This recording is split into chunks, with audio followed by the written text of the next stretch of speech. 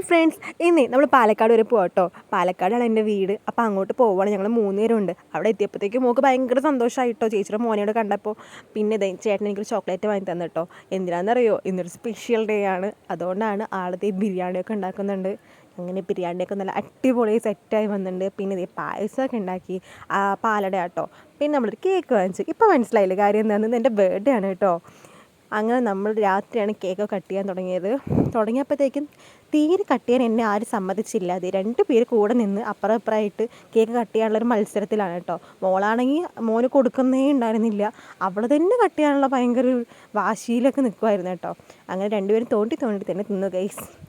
പിന്നെ ഇതാണ് എൻ്റെ ബർത്ത്ഡേ ഔട്ട്ഫിറ്റ്. എനിക്ക് ഏട്ടൻ ഗിഫ്റ്റ് ചെയ്തതാണ് കേട്ടോ. ഇത് നമ്മളൊരു ഷോപ്പിൽ പോയി വാങ്ങിച്ചതാണ്. പിന്നെ എനിക്കൊരു ചേഞ്ച് കൂടി ഉണ്ട്. കാണുമ്പോൾ മനസ്സിലാവുന്നുണ്ടോ? ഞാൻ ഹെയർ കട്ട് ചെയ്ത് കേട്ടോ. ബട്ടർഫ്ലൈ കട്ടാണ് ചെയ്തത്. പക്ഷേ കണ്ടിട്ട് ബട്ടർഫ്ലൈ കട്ടാണോ എന്ന് എനിക്ക് അത്ര തോന്നിയില്ല.